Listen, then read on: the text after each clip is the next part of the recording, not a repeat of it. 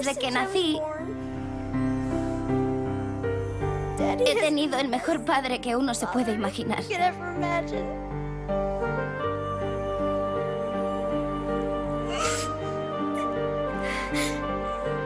Y solo quiero decir que le quiero muchísimo.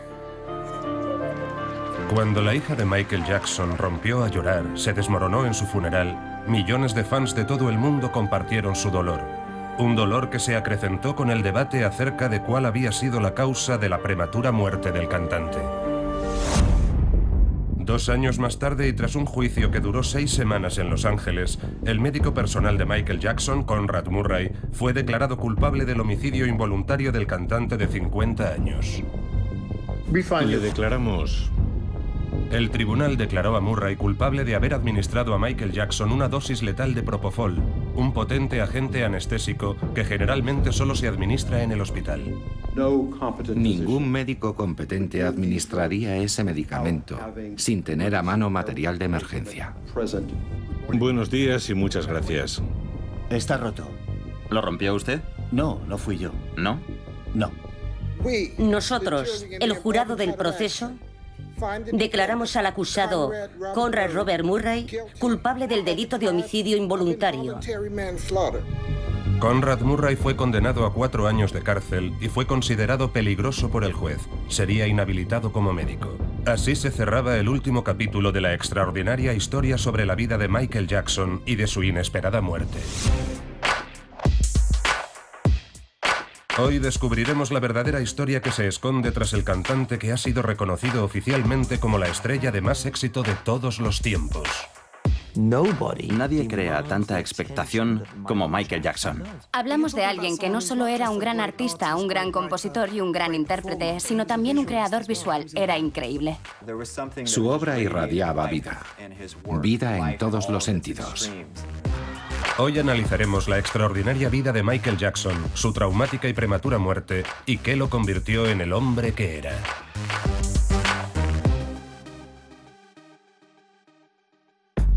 En los últimos 40 años, ningún artista ha sido tan respetado o tan injuriado como Michael Jackson, probablemente la estrella del pop más famosa de todos los tiempos. Michael Jackson tenía un talento excepcional, pero tanto su vida como su muerte estuvieron envueltas en polémica. Durante el juicio del Dr. Conrad Murray se pudo escuchar una grabación de Michael Jackson fechada un mes antes de su muerte, en la que se le escuchaba claramente sedado. Había sido descubierta en el teléfono móvil de Conrad Murray y fue utilizada por la acusación para demostrar que Michael había puesto su propia vida en manos de su médico. Cuando la gente salga de mi concierto, quiero que diga, nunca en la vida había visto algo así. En su alegato final, la acusación afirmó que el médico había causado la muerte del cantante el 25 de junio de 2009 por una negligencia, privando así de un padre a los hijos de Michael Jackson y de un genio al mundo entero. El alegato de la defensa de que Michael Jackson era un adicto a los medicamentos y que había provocado su propia muerte al administrarse una sobredosis de propofol fue descartado. Por supuesto que creo que su muerte podría haberse evitado si hubiera tenido un buen médico, pero creo que estaba en las manos erróneas. Mis compañeros de profesión se quedaron de piedra cuando se enteraron de que Michael había estado tomando aquel medicamento, porque ellos no permitían que nadie lo tomara fuera del hospital. Tomarlo en casa era jugar a la ruleta rusa. El Dr. Murray violó los aspectos más básicos de la relación médico-paciente. Una negligencia flagrante. Alguien como Michael Jackson debería haber tenido un médico en condiciones. Con el Dr. Murray en la cárcel, la rabia de algunos acerca de qué había pasado en las últimas horas de vida del cantante se mezcló con una sensación de alivio al conocerse que las sospechas de que éste se había quitado la vida habían sido descartadas. Tenía muchas razones para vivir. Para empezar, no lo habría hecho por sus hijos, que lo eran todo para él. Es totalmente inconcebible que Michael se haya suicidado. No cabe duda de que a pesar de su temprana y trágica muerte, la leyenda de Michael Jackson, el hombre que pasaría a ser conocido como el rey del pop, estaba predestinada a pervivir en el tiempo. Así pues, ¿por qué la contribución de Michael Jackson a la música, al baile y a la moda, y su tan aireada vida privada, lo convirtieron en tal fenómeno global? Michael Joseph Jackson nació en la ciudad industrial de Gary, en Indiana, el 29 de agosto de 1958 y fue el séptimo de 9 hermanos. Su padre, Joseph Jackson, trabajador de una planta siderúrgica, supo ver el talento musical de sus hijos y decidió montar un grupo de música compuesto por Jackie, Jermaine, Tido y Marlon. En 1963, cuando Michael tenía tan solo 5 años, también se unió al grupo. Joe hacía mucho hincapié en la disciplina y estipuló un estricto régimen de ensayos para Michael y sus hermanos. Las innumerables horas de ensayos apenas les dejaban tiempo para disfrutar de otras actividades típicas de su edad. ¿Has conocido a Joe? He hablado con él varias veces. ¿Y? Bueno, es el padre de Michael. Pero no se parecen en nada. Son como el día y la noche. Si uno echa un vistazo a su vida, puede comprobar que había sido soldador en una ciudad muy pobre del centro de Estados Unidos y que se vio lanzado al estrellato a través de sus hijos, mientras que Michael es todo lo contrario. Cuando Michael hablaba de la relación con su padre, la calificaba de turbulenta. Joe estaba tan obcecado con que sus hijos alcanzaran el éxito que si en los ensayos titubeaban en una nota o se equivocaban en un paso, las reprimendas físicas podían ser muy duras. El propio Michael habló de los terribles castigos que les propinaba su padre. La palabra era paliza. Solía contar que su padre se sentaba con un cinturón en la mano a observar cómo ensayaban, preparado para pegarles si se equivocaban en algo. Pero también afirmaba que era un genio por haberles inculcado la disciplina necesaria para realizar actuaciones tan ágiles sobre el escenario. Yo creo que Michael era una persona muy sensible. Y si bien algunos padres son realmente estrictos, hay niños que son capaces de soportar esa severidad y otros a los que eso les afecta enormemente. La gente reacciona de diferente manera a ese tipo de abusos y creo que a algunos de sus hermanos no les afectó tanto psicológicamente como a Michael. A él le afectó mucho y aunque a lo largo de su vida siempre creyó que su padre le había alentado y animado, sintió que nunca le había tratado como a un hijo. Cada vez que hablaba de su padre se le cambiaba la cara. Se le notaba que todo lo que tenía que ver con su padre le creaba tensión.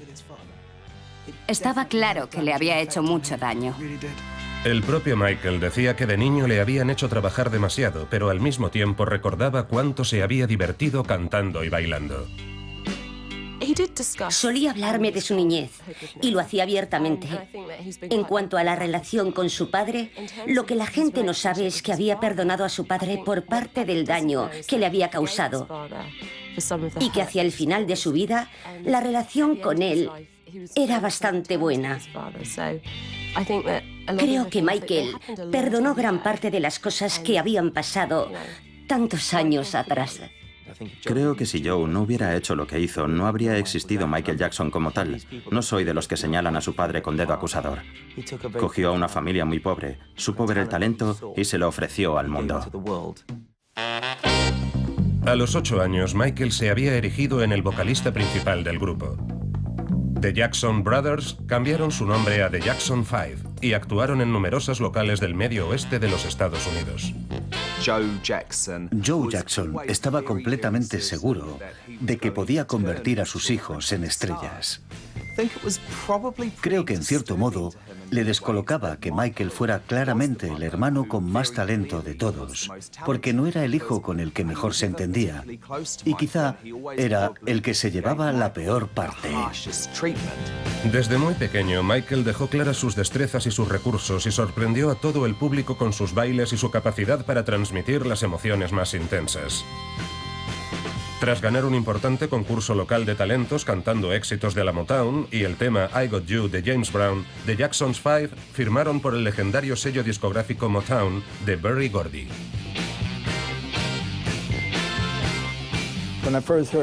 La primera vez que le oí cantar Who's Loving You de Smokey Robinson a los 10 años, sentí que la había hecho suya, como si llevara 50 años cantándola. Transmitía muy bien el dolor y la pasión a través de las letras y la música.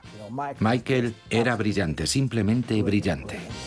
El grupo se convirtió en la sensación del momento. Su primer tema, I Want You Back, se aupó inmediatamente al número 1 en los Estados Unidos y vendió más de 1 millón de copias.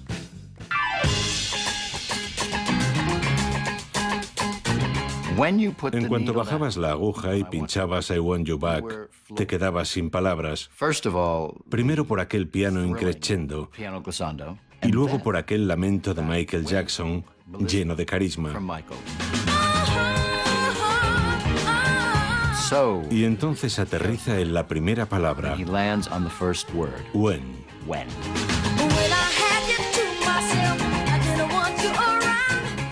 Y con una sola palabra, aquel joven de extraordinario talento nos tiene ganados. I Want You Back es la canción pop perfecta. En cuanto suena por los altavoces sientes que está llena de vitalidad. Tenía matices de soul, pero también de bubblegum pop.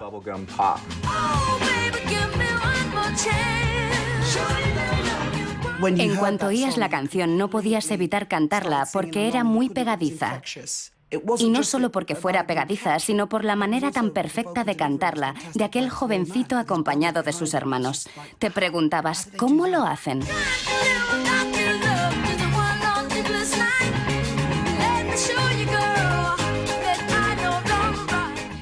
Todo el mundo enloqueció con ellos. La gente quería llevar el pelo como ellos y vestirse igual que ellos. No queríamos ni ir al colegio, estábamos obsesionados. Gustaban a todo el mundo. Trascendieron barreras como la del color.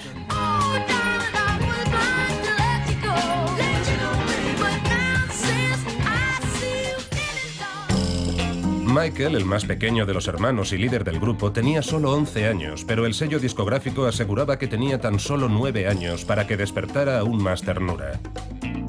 The Jacksons 5 plasmaron la tan manida paradoja de las estrellas infantiles, una combinación de vitalidad infantil con unos increíbles pasos de baile.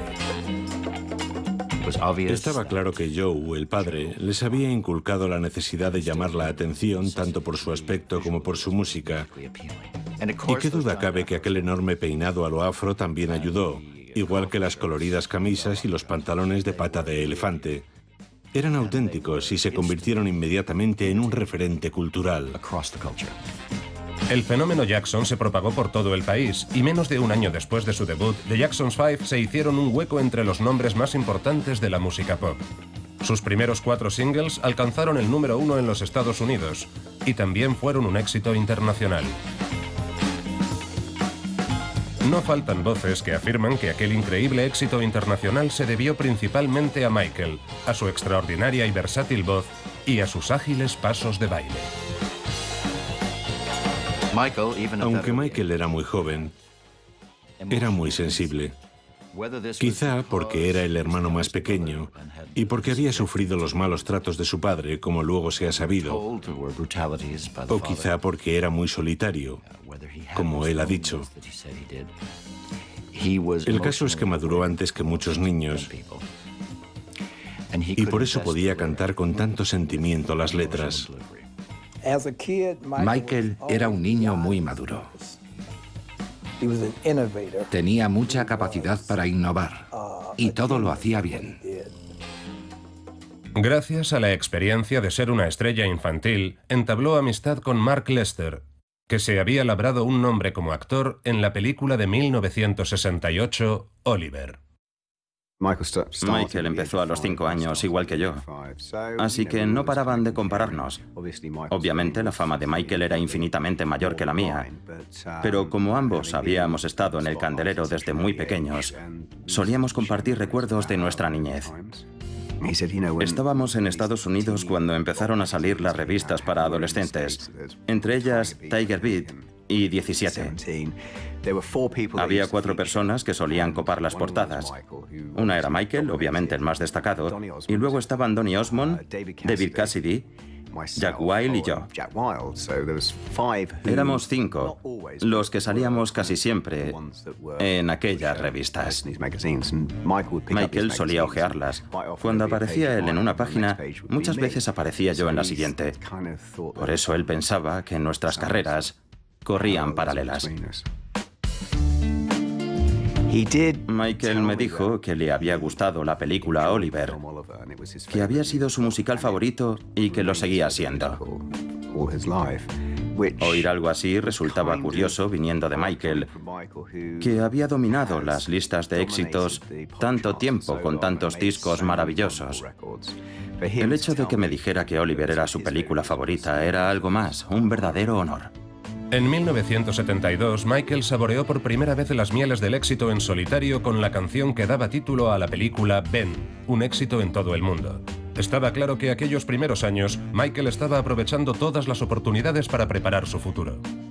Cuando no estaba actuando, estaba en uno de los laterales del escenario del Apollo o del Regal, observando a gente como James Brown, Smokey Robinson y Jackie Wilson, observando y aprendiendo, absorbiendo. Era un gran estudioso de su oficio y de esta forma, cuando le llegó su turno de lanzarse en solitario, tenía ya muchas ideas. En 1975, tras 13 álbumes y un sinfín de hits, el sello Motown y The Jacksons separarían sus caminos. El nuevo viaje iniciado por los rebautizados The Jacksons con Epic Records empezó con buen pie y los éxitos no tardaron en sucederse. En 1977, Michael Jackson apareció en la película El Mago, un remake de El Mago de Oz interpretado solo por actores negros. Michael interpretó al espantapájaros y Diana Ross a Dorothy. Fue allí, en el set de rodaje de El Mago, donde Michael Jackson conoció a Quincy Jones. Resultado de aquel encuentro fue que Quincy Jones produjo el primer y sorprendente disco de Michael Jackson en solitario, Off the Wall. Su primer single fue Don't Stop Till You Get Enough.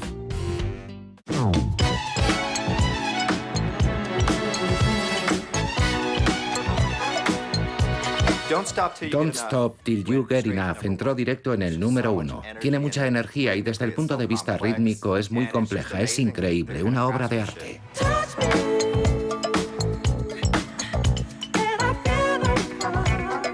A su madre le preocupaba que el título de la canción, No pares hasta que estés saciado, se interpretara con connotaciones sexuales. Michael le dijo, que la gente piense lo que quiera.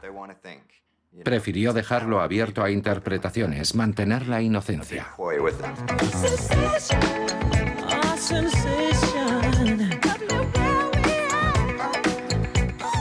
Don't Stop Till You Get Enough se convirtió en un verdadero punto de inflexión para Michael Jackson porque venía a corroborar su independencia del grupo. Y entonces salió el vídeo de la canción. Y es imposible olvidarlo, porque únicamente aparecía él, vestido de traje, bailando.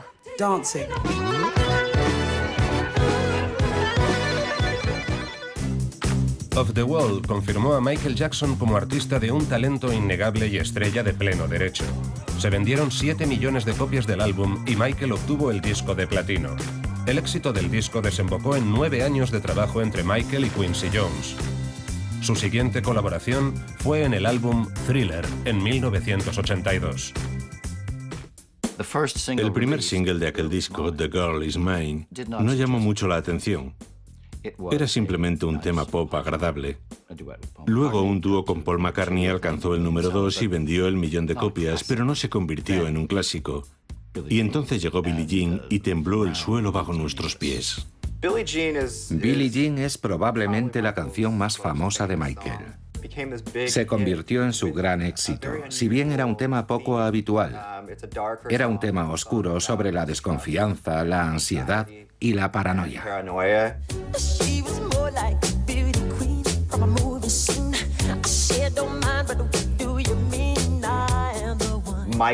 Michael empezaba a escribir canciones que, aunque invitaban a bailar, Al mismo tiempo exploraban sentimientos que él tenía dentro. La historia de Billie Jean tenía que ver, si mal no recuerdo, con todos los fans que iban a sus conciertos, sobre todo en la época de The Jackson 5. Michael no podía creerse la devoción de la gente hacia ellos.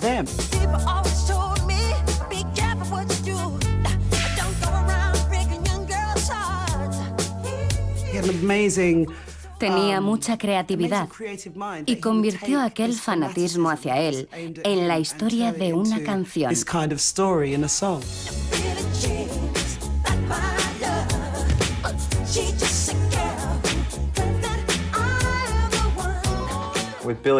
Billie Jean tenía una base clásica y sobre ella sonaba la música de cuerda, creando una atmósfera especial. A veces no se valora a Michael todo lo que se debería como compositor, pero aquella canción prácticamente la terminó él en el estudio de su casa. Si bien luego la limaron y la perfeccionaron.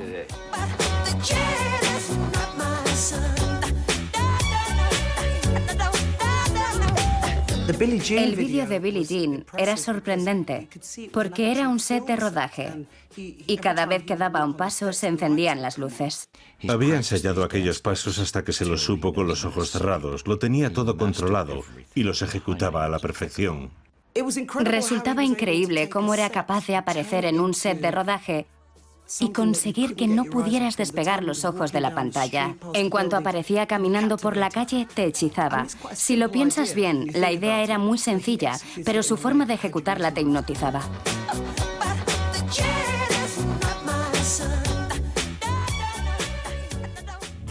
Es una canción histórica por varias razones. Obligó a la MTV a poner vídeos de artistas negros. Walter Yetnikoff, que entonces era el director del sello CBS Records, dijo: si no ponéis Billie Jean, despedíos de nuestros vídeos. Como Billie Jean era un gran éxito, la MTV tuvo que retractarse, y desde entonces obviamente se ha visto artistas negros en la MTV.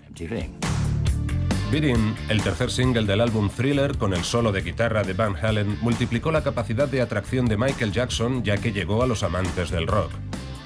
El título que daba nombre al álbum, Thriller, se convirtió en el cuarto single. Compuesto por Rod Temperton, el aclamado escritor de varios temas de Michael Jackson, se trataba de una canción con clase.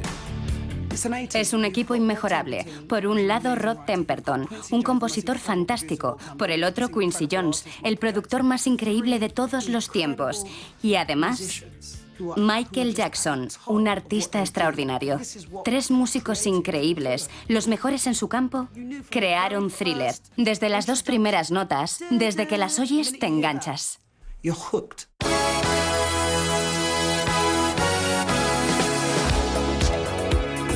Es increíble, una intro muy potente.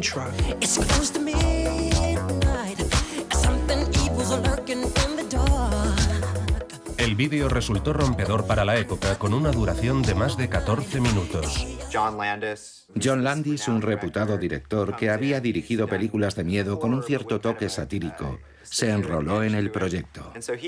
Combinó su talento con el de Michael Jackson y dio forma a aquel vídeo, que se convirtió en un fenómeno.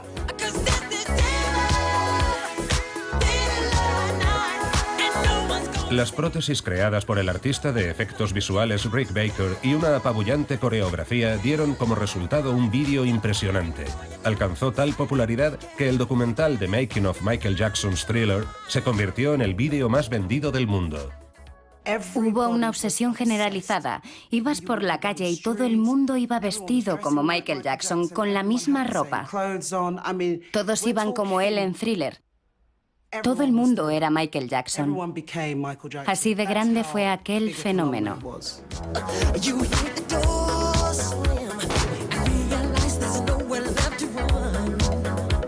Un fragmento memorable del single es la reconocible y espeluznante voz de Vincent Price, actor de numerosas películas de terror. Ya habían empezado a grabar y Quincy Jones dijo: ¿y si participa Vincent Price? Michael no sabía quién era, pero cuando Quincy se lo explicó, Michael aceptó sin dudarlo. Así que vino Vincent Price y creo que lo grabaron en una o dos tomas.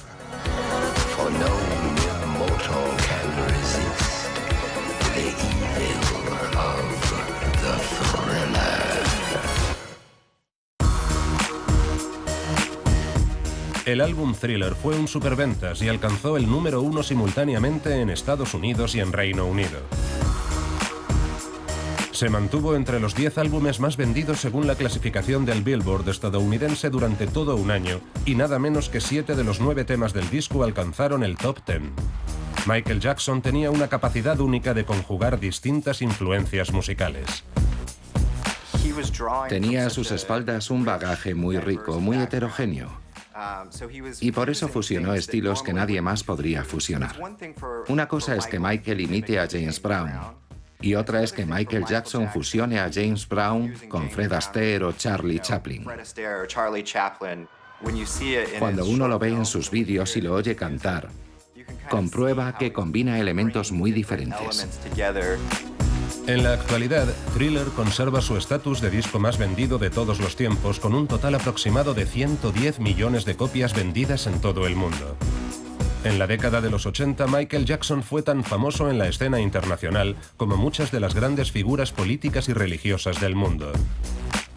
Cuando solo tenía 25 años, Michael Jackson fue considerado un fenómeno musical por el New York Times, que afirmó que en el mundo de la música pop está Michael Jackson y luego todos los demás. Michael Jackson es uno de los pocos artistas que han sido incluidos 2 veces en el Paseo de la Fama del Rock and Roll. Entre sus galardones, 8 récord Guinness, uno de ellos por vender el mayor número de copias de un disco con Thriller, 13 premios Grammy y 13 números 1 en su carrera en solitario. Michael fue distinguido con una estrella en el Boulevard de Hollywood y recibió una distinción más, el premio al mejor artista de la década, entregado por el presidente Bush en la Casa Blanca. Todos los que actuaron o grabaron con Michael no se cansan de subrayar lo increíble que era trabajar con él. Michael estaba buscando a 3 hombres y una mujer. Nos escogieron a 4 personas que ya teníamos experiencia en estudios. Habíamos hecho la prueba de selección para él y nos habían grabado en vídeo. Le habíamos gustado. Sabía muy bien lo que hacía y sabía lo que quería. Y es muy positivo que un cantante valore tu trabajo, porque es el que hace él y lo notas. Si haces algo que le gusta, lo dice, y esa actitud no es la habitual de los grandes artistas. Podía haber entrado, haber visto lo que hacíamos e irse, pero él no era así. Él sabe todo lo que está pasando y valora todo lo que hace que su show se parezca a lo que él quiere. Fue en el 25º aniversario de Motown en 1982 cuando Michael, cantando Billie Jean, sorprendió con su famoso Moonwalk. Reinterpretó la canción con originalidad e hizo que la gente disfrutara con la música y con lo que veía.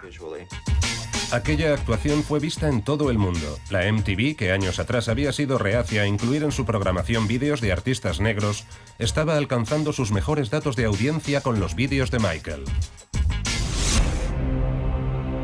En 1984, cuando Michael estaba interpretando Billie Jean con sus 4 hermanos para un anuncio de Pepsi, se produjo un extraño incendio a consecuencia del cual Michael sufrió quemaduras de 2º grado en la cabeza que requirieron cirugía plástica. Brian Oxman, el abogado de la familia Jackson, asegura que la medicación que le recetaron a Michael Jackson para aquel incidente desembocó en su posterior adicción a los analgésicos. Cuando se quemó el pelo en el anuncio de Pepsi, empezó a tomar analgésicos. En otra ocasión se caería del escenario y se rompería una pierna y una vértebra, algo que le provocaría terribles dolores. En 1987 salió a la luz el álbum Bad. Bad completa la trilogía producida por Quincy Jones. Cuando sale a la venta, la imagen de Michael ha cambiado. Había querido que Off the Wall fuera un gran álbum. Tras publicarlo, creyó que no lo habían valorado lo suficiente y se propuso lograr una aceptación masiva en el mundo del pop. Y eso lo consiguió con Thriller. Empieza entonces a preocuparse por su aspecto personal y posa para la portada de Bad, potenciando una imagen de chico duro. En ese sentido, Bad marcó el punto de inflexión del culto a la personalidad de Michael Jackson. Se supone que la canción del título, Bad, sería un dueto con Prince, Michael había compuesto la canción y a Prince le había gustado mucho. De hecho, creía que alcanzaría el número 1. Pero luego pensó que de los dos, Michael saldría ganando. Grabarían un vídeo fantástico, habría un reto a ver quién bailaba mejor y se crearía gran revuelo. Así que Prince se retractó, Michael grabó el tema en solitario y fue número 1. El nuevo y rompedor aspecto de Michael sorprendió a muchos admiradores.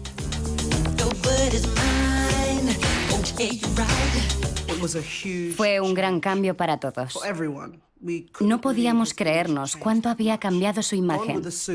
Los trajes habían desaparecido y ahora llevaba el pelo rizado y con aspecto mojado y una buena chaqueta de cuero. Todo muy rockero. Nunca le habíamos visto con un aspecto tan duro. Transmitía una imagen de tipo duro.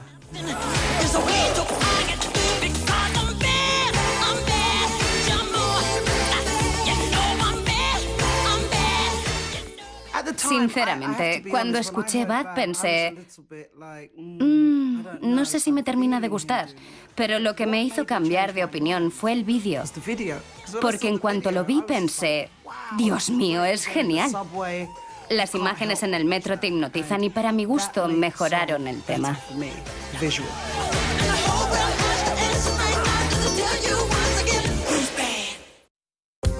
Por aquel entonces, Michael Jackson se encontraba en lo más alto de su fama con la gira de Bad y era el centro de atención de los medios de todo el mundo. Antes de subirse a los escenarios de Reino Unido, Michael entregó al príncipe Carlos y a la princesa Diana un cheque por valor de 300.000 libras esterlinas correspondiente a las ganancias por sus conciertos en Wembley. Aquel dinero iría destinado a la Fundación del Príncipe, una sociedad benéfica a favor de los niños más desfavorecidos. Michael también le entregó a la princesa Diana 2 chaquetas personalizadas de la gira mundial de Bad, una para cada uno de sus hijos, el príncipe Guillermo y el príncipe Enrique. En 1988, Michael Jackson se imaginó, concibió y construyó Neverland, el lugar en el que pasaría la mayor parte de su vida. Era un adulto en el punto álgido de su éxito que sentía la necesidad de vivir en un enorme parque de atracciones. Bautizado con el nombre de la legendaria isla de la novela Peter Pan de J.M. Barrie, Neverland se convirtió en el parque temático de ensueño de Michael. Tenía un zoo, una gigantesca noria y otras grandes atracciones. El rancho, de 1.200 hectáreas, estaba ubicado en Santa Bárbara, California, y requería los cuidados de 54 empleados a tiempo completo. Era el sueño de cualquier niño. Michael incluso tenía como mascota a un chimpancé. Recibí una invitación para ir a Neverland. Se abrieron las puertas principales y vi un camino de ladrillos amarillos. Una combinación de Charlie y la fábrica de chocolate y Disney World. Era una vía de escape. Cuando mis hijas tenían 6 o 7 años, visitamos Neverland y pasamos allí una semana con Michael. Nos subimos a todas las atracciones, visitamos el zoo, vimos una película en el cine. De hecho, podíamos ver la película que quisiéramos. Y al final de nuestra semana allí les pregunté a mis hijas, llevamos aquí una semana, ¿qué es lo que más os gusta de Neverland? Y ambas al mismo tiempo respondieron, Michael. Era un hombre que, teniendo dinero para hacer lo que quisiera con su propiedad, la convirtió en la casa de los niños. Obviamente, había creado un paraíso para los niños. Pero no solo para otros niños, sino también para el niño que llevaba dentro. Michael invitaba a niños, sobre todo a niños enfermos, a pasar un día entero en su rancho con la esperanza de dejar recuerdos imborrables en su memoria. ¿Te gusta? Sí. Lo que me sorprendió es que Neverland estaba lleno de niños desfavorecidos de todo el mundo, montones de niños, y eso requiere una inversión enorme. Esto es para ti. Gracias. Y te firmaré una foto. A lo largo de toda su vida, Michael Jackson apoyó incansablemente las labores sociales. En 1992 creó su propia fundación benéfica llamada Heal the World, el nombre de uno de los temas de Dangerous, el álbum que acababa de publicar.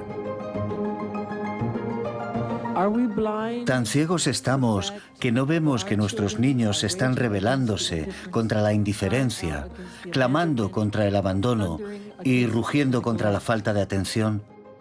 El objetivo de Heal the Kids es cambiar las cosas, intentar ayudar a que los adultos y los padres nos demos cuenta de que está en nuestras manos cambiar el mundo en el que viven nuestros hijos. Hizo una gran labor social. Era extremadamente generoso. Imposible serlo más. Los medios de comunicación se empeñaban en afirmar que su fundación se había quedado sin fondos y cosas por el estilo, como que no estaba bien gestionada. Nunca se ha hablado lo suficiente sobre cuánto ha hecho por los niños con enfermedades terminales, por los niños con cáncer. Él hizo mucho por ellos y eso casi ni se menciona. No lo subrayan en los medios y es una pena. Michael era muy desprendido. Creo que es la estrella más generosa que ha existido. Y me parece que está recogido en el libro Guinness de los récords. Es, por detrás de Bill Gates, la persona que más ha dado a los demás. Michael, para mí es un gran honor entregarte un cheque por valor de $1 millón. Este cheque representa el dinero que Pepsi-Cola se compromete a recaudar en Europa este verano, con nuestros mejores deseos para Heal the World.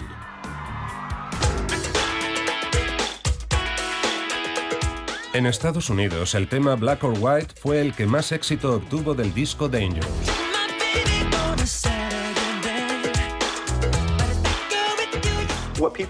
La gente suele olvidar que el vídeo de Black or White fue el vídeo más polémico de Michael y que fue censurado.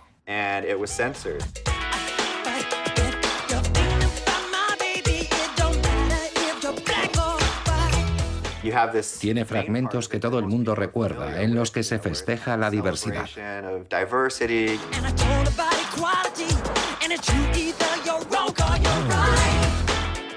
Y entonces al final del vídeo se ve a una pantera negra escapándose de su jaula.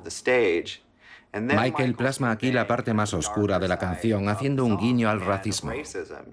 Y entonces manifiesta un salvaje sentimiento de indignación y se muestra violento, rompiendo ventanas. También hay un matiz sexual, pero es una sexualidad agresiva, y la gente no supo cómo tomárselo.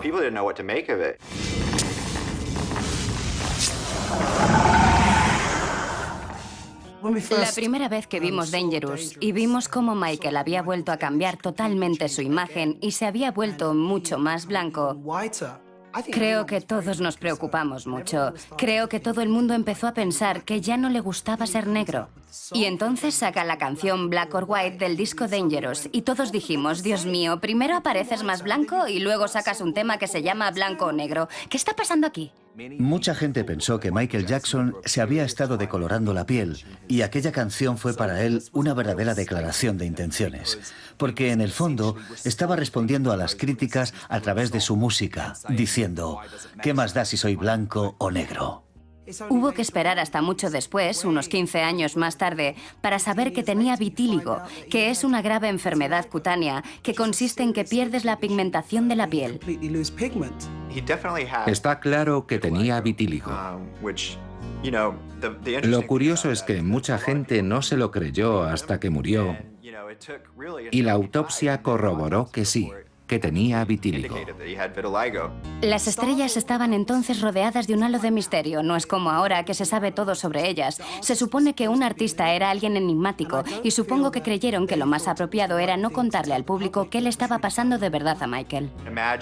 Imagínate que has crecido delante de las cámaras, que desarrollas una enfermedad cutánea muy poco habitual y que tienes que escuchar a la gente decir cosas como «te avergüenzas de tu raza» o «no quieres ser negro, estás intentando ser blanco». El aspecto físico de Michael cambió tanto que estaba claro que los cambios no solo se debían a su enfermedad de la piel.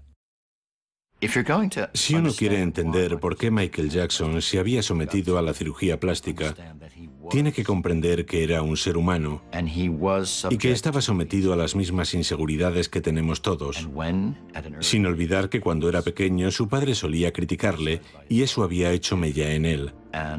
Le habían dicho muchas veces que tenía la nariz muy grande y cuando se pudo permitir no tenerla tan grande se la puso más pequeña.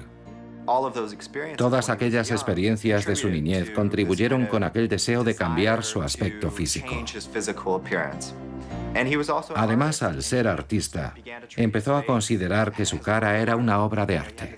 Tenía sus ideales de perfección física e intentaba alcanzarlos.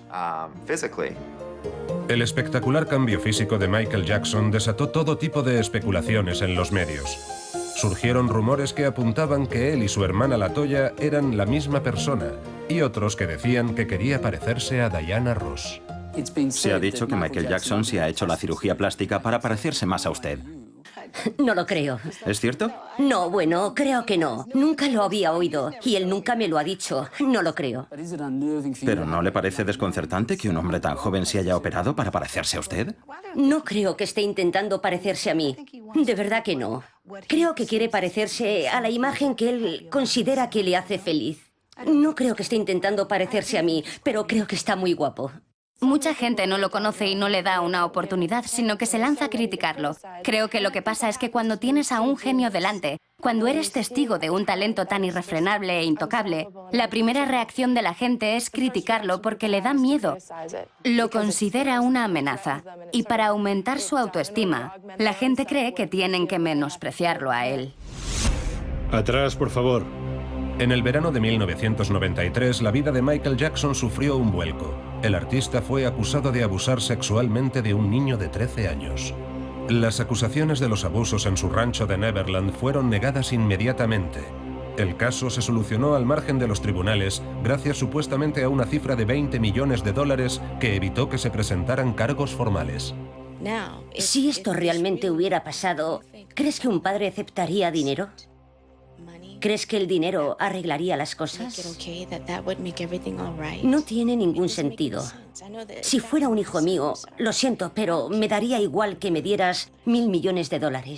Lo que querría sería verte tras las rejas o muerto por haberle hecho eso a mi hijo o a mi hija. Es de locos, aquella persona quería dinero, nada más. Muy poco tiempo después, en mayo de 1994, Michael se casa con Lisa Marie Presley, cuyo padre había sido uno de los pocos hombres capaces de rivalizar con la fama mundial de Michael. El matrimonio con Lisa Marie Presley fue totalmente fascinante. Copó las noticias de la prensa sensacionalista en el Reino Unido y en los Estados Unidos. La estrella más importante de la música de la última década, sin ninguna duda, se casaba con la hija de la estrella de la música más importante de todos los tiempos, Elvis Presley. En aquel momento, Michael se encontraba en medio de las acusaciones. De la noche a la mañana, la gente se empezó a preocupar por su aspecto. Estaba demacrado, increíblemente blanco y muy retocado por la cirugía y no precisamente bien. Entonces, ¿por qué la prometedora y preciosa hija de una famosa estrella iba a decidir entrar en aquel matrimonio? Alguien como Michael Jackson, la estrella más famosa del mundo, no puede ir por la calle y relacionarse con todo el mundo, ¿no? Es lógico, su círculo incluye a gente como Lisa. Creo que por eso a él le pareció lo correcto. Así ella alcanzaría la fama y la notoriedad que tenía Michael. Fue algo totalmente fascinante y creo que a día de hoy nadie sabe a ciencia cierta qué hubo entre Michael Jackson y Lisa Marie Presley.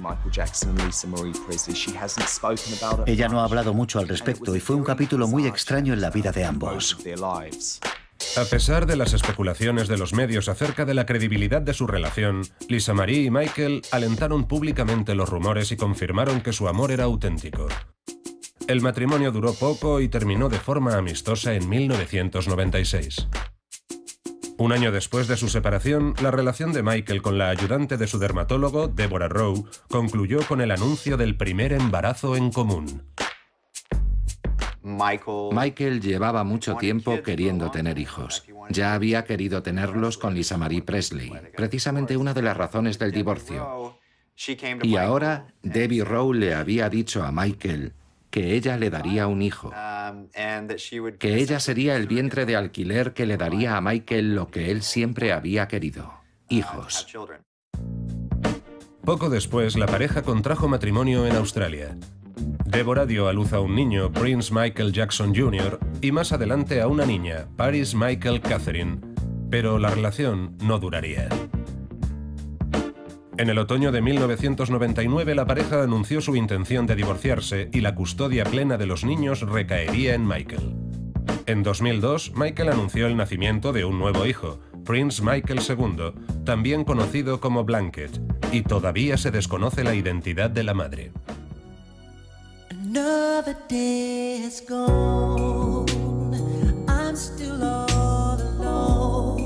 El single You Are Not Alone, extraído del álbum History, publicado en 1995, sigue siendo comercialmente una de las canciones más exitosas de Michael Jackson. La letra de You Are Not Alone, incluida en este primer álbum publicado desde las acusaciones de abusos sexuales, relacionó los incidentes del pasado reciente de Michael con la obsesión de los medios con el artista y una sensación de aislamiento.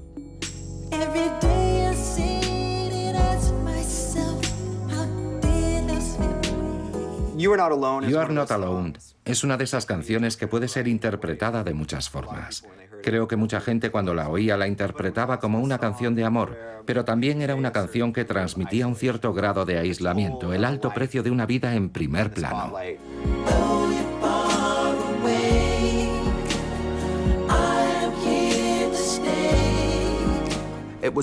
Era una balada de Michael Jackson, una verdadera balada, y se convirtió en uno de sus grandes éxitos, si bien contra todo pronóstico, porque el vídeo era increíblemente extraño. Se veía a Michael Jackson casi desnudo, debajo de las sábanas, con su mujer, Lisa Marie Presley. Era un vídeo muy extraño, pero sigue siendo una de sus canciones más escuchadas.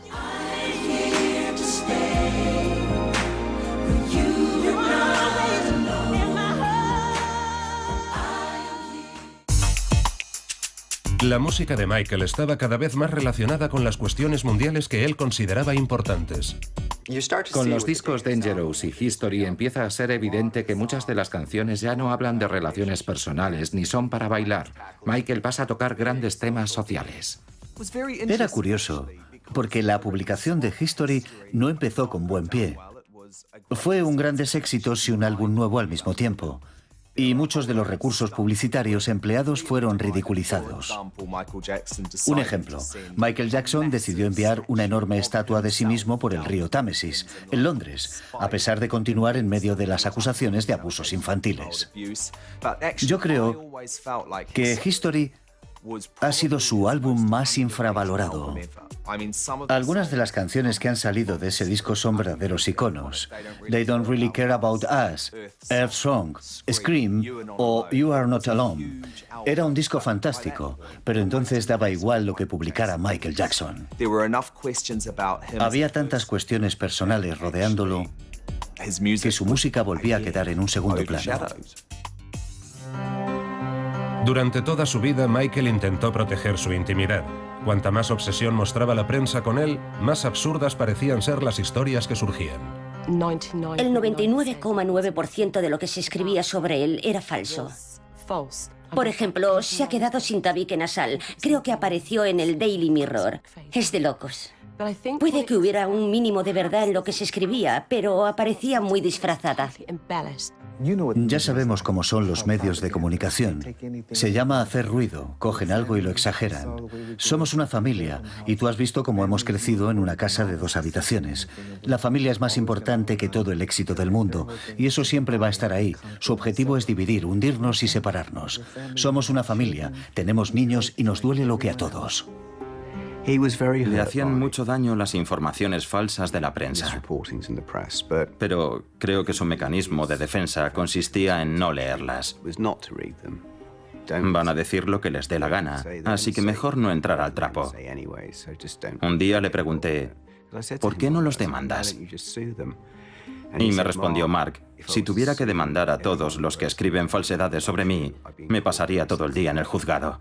Es decir, que no le compensaba, así que prefirió dejarlo pasar.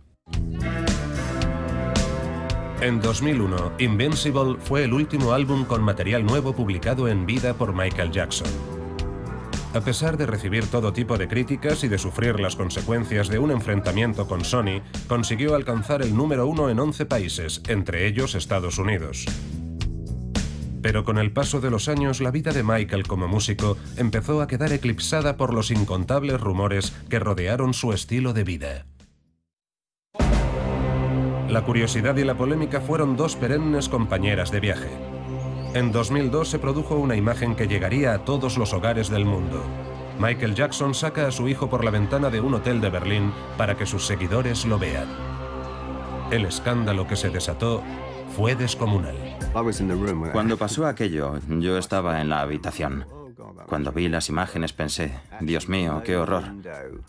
Pero lo cierto es que debajo de la ventana del hotel había una plataforma bastante grande. Y además Michael sostenía al bebé con fuerza. Con aquel gesto quiso decir, os presento a mi último hijo. Y lo criticaron por todo lo alto. Pero aquel bebé nunca corrió ningún peligro. Y de hecho, ninguno le dimos más vueltas. Abajo estaban los fans, aplaudiendo y chillando. Y entonces al día siguiente salió en la prensa y por la tele y yo pensé, bueno, sí que da un poco de miedo. Fue imprudente. Así que tenemos que preguntarnos, ¿por qué lo hizo? Y la respuesta es que los motivos que tenía y que lo impulsaron a hacerlo eran más grandes que su preocupación por el niño. Y esos motivos eran, quiero presentaros a mi nuevo cachorro, como al principio de El Rey León, el ciclo de la vida, cuando sostienen al cachorro en lo alto. Pero claro, en esta ocasión lo hizo desde un balcón, algo que fue muy poco acertado, pero él ni se lo pensó. Estoy seguro de que no miró hacia abajo y dijo, ¿hay terraza? Se limitó a mostrar al bebé. Obviamente, aquel incidente desató todo tipo de especulaciones en la prensa acerca de la idoneidad de Michael como padre. Pero lo peor estaba por llegar. En 2003 fue acusado de abusar sexualmente de otro niño y esta vez sí tuvo que responder ante el juez. Cuando Michael proclamó su inocencia, desde fuera parecía estar gestionando bien la situación, pero la larga duración del juicio terminó pasándole factura. Me gustaría dar las gracias a los fans de todo el mundo. Más alto, por favor. Me gustaría dar las gracias a los fans de todo el mundo por vuestro amor y vuestro apoyo, que me llega desde todo el mundo.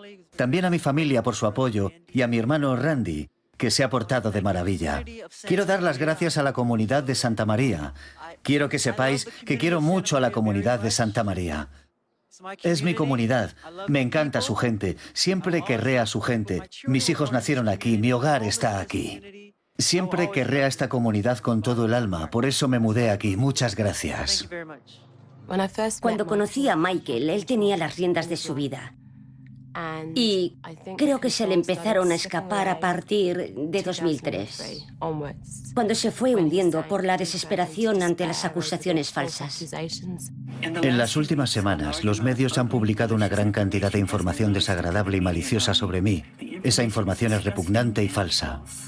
Le quitó mucha vida. No comía muy bien, dormía muy mal. Y eso le haría envejecer unos 10 años. Por favor, no me juzguéis tan rápido. Esperad a que hable ante el juez. Me merezco un juicio justo, como cualquier ciudadano de Estados Unidos. Me absolverán y me darán la razón cuando oigan la verdad.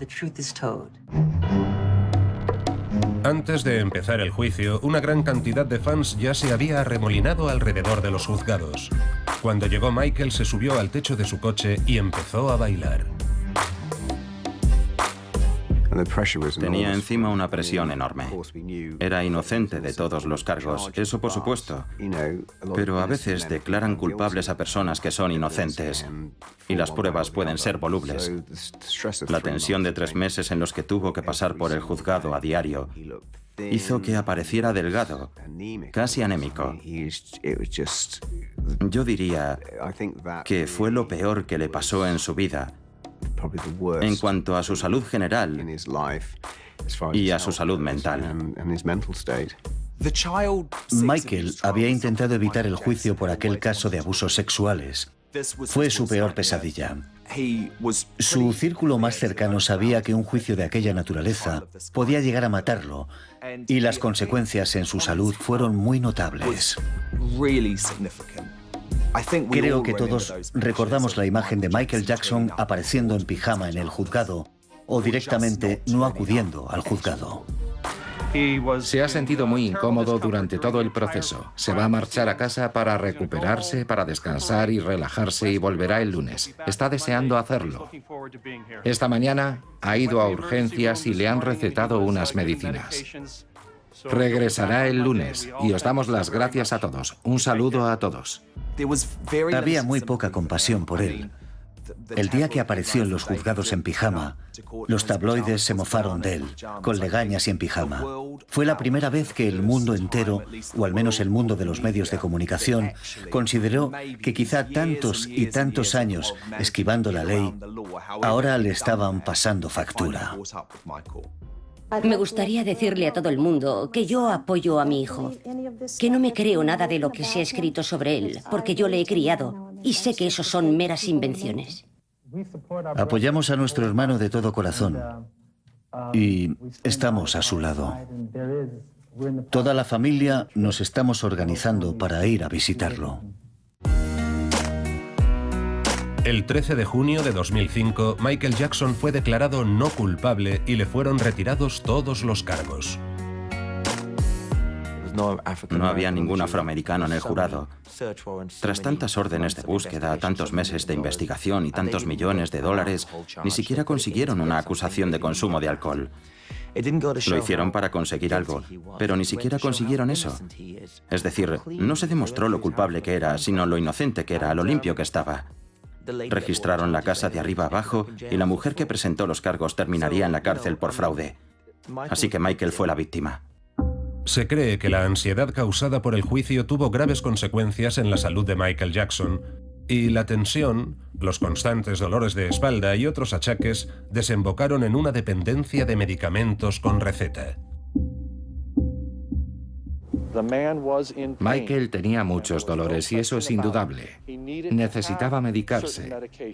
Pero el problema es el consumo excesivo de medicamentos. Algo que creo que le cuesta mucho controlar a todo el mundo. Y sencillamente, él fue incapaz de controlarlo. A lo largo de los años, los amigos de Michael aseguran que hicieron todo lo posible para ayudarle a superar su dependencia. Se lo advertí muchas veces. En varias ocasiones se lo dije gritando. Le dije, Michael, esto te va a matar. Michael, te vas a morir. Cuando entré en su baño, vi muchísimos pastilleros y medicación muy variada. Demerol, Paxil, Zoloft.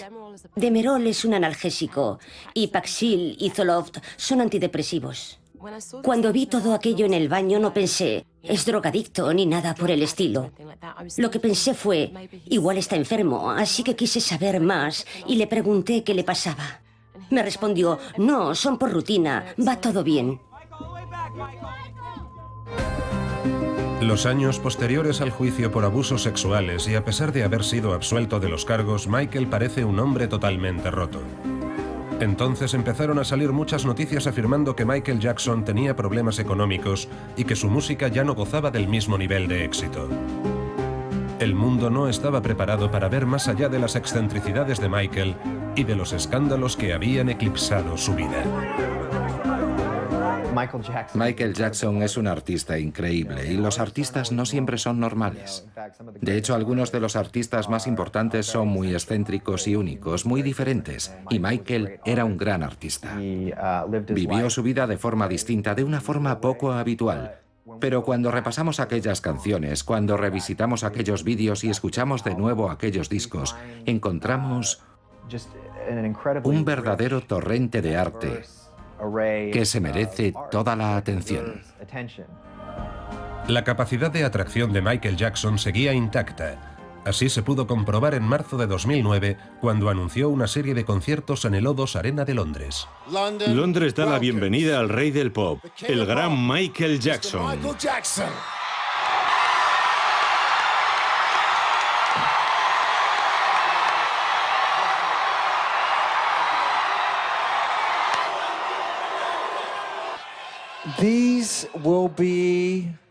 Estas serán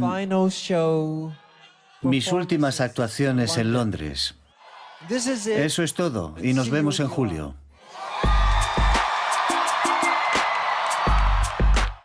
El anuncio de 10 conciertos de Michael Jackson aquí ha constituido una gran noticia. Y si estos conciertos van bien, se espera que añada muchas fechas más. Pero la pregunta sigue en el aire. ¿El Michael Jackson de hoy seguirá siendo capaz de llenar este enorme escenario? Es un espectáculo impactante, porque así hace las cosas Michael Jackson. Hay que hablar de algo descomunal con una energía desbordante. Casi va a necesitar una dosis extra de glucosa porque el ritmo será trepidante. El dinero fue un factor muy importante para Michael Jackson en sus últimos años de vida. Estaba arruinado. Había vivido muy por encima de sus posibilidades. Detrás de aquellos conciertos de despedida en los que estaba invirtiendo tanta energía, él no solo quería dar grandes conciertos, sino recaudar los millones y millones de dólares que necesitaba desesperadamente. Miles de fans de todo el mundo se dieron cita en el O2 Arena para comprar las entradas, demostrando así que la capacidad de atracción de la megaestrella era más magnética que nunca. Llegamos de la parte oeste de Irlanda ayer miércoles por la mañana y desde entonces estamos en la cola. Era muy difícil conseguir una entrada, así que he preferido arriesgarme y pasar aquí la noche. Cuando tienes muchas ganas de algo, puedes con todo. Nos ha llovido, se nos ha inundado la tienda, pero como sabíamos que todo era por ver a Michael, nos ha dado igual. Sí, estamos aquí por Michael. Haríamos lo que fuera. Solo diré una cosa. Ha vuelto y ha puesto el cartel de no hay entradas en una gira más grande que en las de sus mejores tiempos. Ha vendido en 4 horas las entradas de 50 fechas, cerca de 1 millón de entradas. Era muy querido y muy apoyado. Creo que no tiene que demostrar nada, es una leyenda. Michael Jackson va a aparecer ahí, va a actuar y todo el mundo será testigo del próximo capítulo. Hay informes contradictorios acerca de la salud de Michael Jackson antes de los conciertos. La última vez que vi a Michael fue en aquella conferencia en el O2. Dicen que parecía ido. Dicen que parecía sedado. Yo diría que parecía que estuviera concentrado. La última vez que vi a Michael fue en marzo de 2009. Y me pareció que había perdido peso. Nunca lo había visto tan delgado. No me pareció que estuviera muy bien de salud. Me pareció que estaba frágil. Michael Jackson pesaba lo que debía para su altura. Tenía el mejor dietista que existe. En un principio se anunció una serie de 10 conciertos que tendrían lugar en el O2 Arena, un gigantesco escenario en el este de Londres. Y tras vender todas las entradas, siguieron añadiendo fechas. Creo que no fue razonable esperar que una persona de 50 años diera 50 conciertos en 6 meses. Creo que eso era demasiado. No disponía de suficiente tiempo para prepararlos y había mucho en juego. Eso le suponía un gran agotamiento y montar algo así me parecía injusto para él. Creo que en algunos aspectos fue algo muy irresponsable. Muy irresponsable. Después de anunciar los conciertos, Michael se quedó en Londres. Yo viajé allí con mi familia y pasamos el fin de semana con él. Y luego se marchó a Estados Unidos.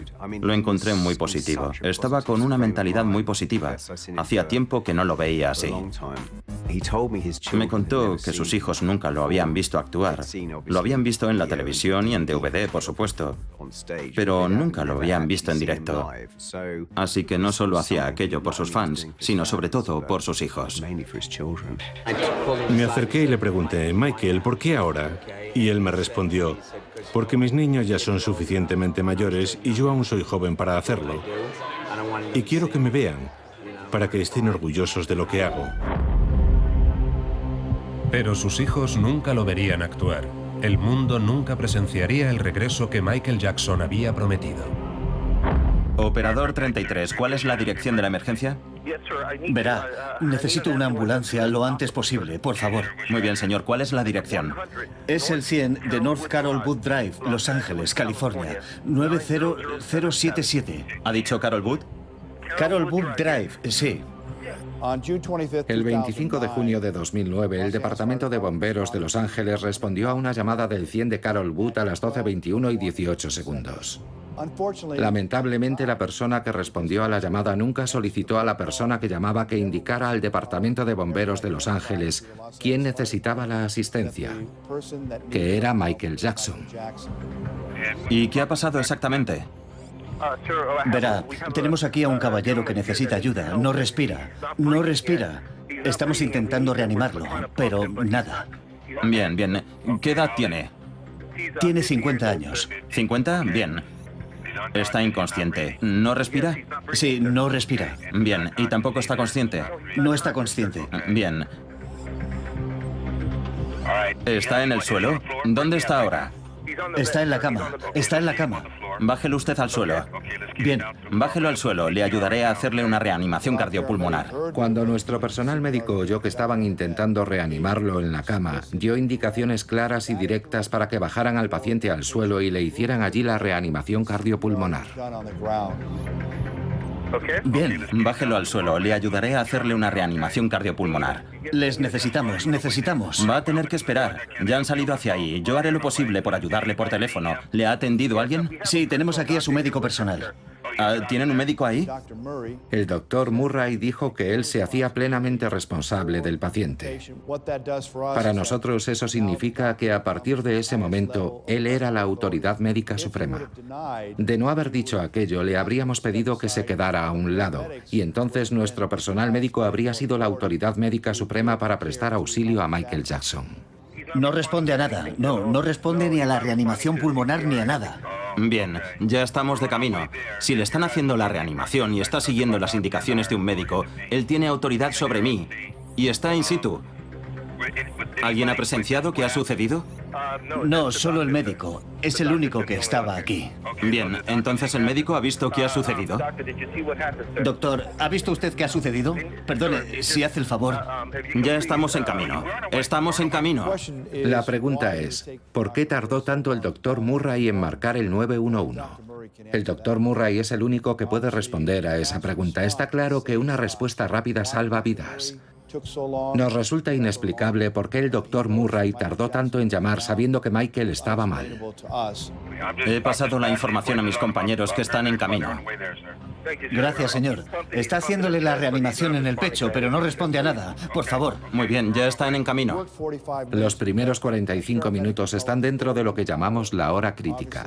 A la gente solemos decirle, cuando alguien tiene pulso y no respira, llame al 911 inmediatamente, no importa dónde viva. Estamos a menos de 1,5 kilómetros. Ahora mismo llega. Muchas gracias.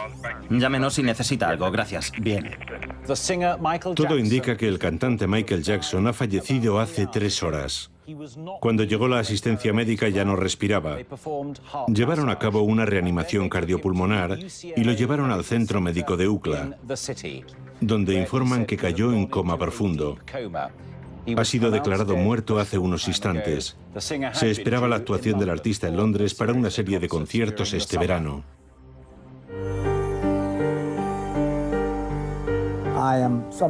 Aún estoy aturdido, en shock, por la muerte de Michael Jackson. Es como un sueño, un mal sueño. Para mí era como un hijo. Cuesta asimilar que Michael Jackson ya no está aquí. A menos que seas tan fan de Michael Jackson como muchos millones de personas, como yo, no entenderás la sensación, esta sensación de pérdida. No lo sé, no puedo parar de llorar. Significaba tanto para mí. Me cuesta asimilarlo, aún me cuesta creerlo. Cuando murió Michael Jackson, sucedió algo que quizá algunas personas no se esperaban. El mundo entero manifestó su afecto por él. Varias generaciones de fans de Michael Jackson homenajearon su vida, porque su trabajo les había calado y había trascendido culturas, franjas de edad y generaciones. El trabajo de Michael había cruzado fronteras y había calado en las personas.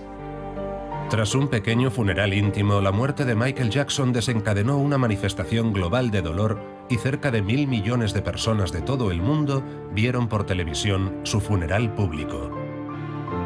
La ceremonia, repleta de estrellas, tuvo lugar en el Staples Center de Los Ángeles. Me entristece que cuando Michael murió, mucha gente de Los Ángeles aseguró que era su amigo. Pero ¿dónde estaban? ¿Por qué no le ayudaron? Creo que lo empujamos a muchas cosas. El mundo entero podía haber hecho más para mostrarle afecto, para darle a entender, disfruta, te queremos, eres bueno, eres muy bueno. Es muy triste pensar que queríamos tanto de él que no paramos de decir más, más, más, en lugar de decir, basta ya, descansa, disfruta de la vida. Michael había estado ensayando en Los Ángeles hasta la noche anterior a su muerte, preparándose para sus actuaciones en Londres. Había muchas dudas sobre por qué un hombre que parecía estar en forma había muerto inesperadamente a los 50 años.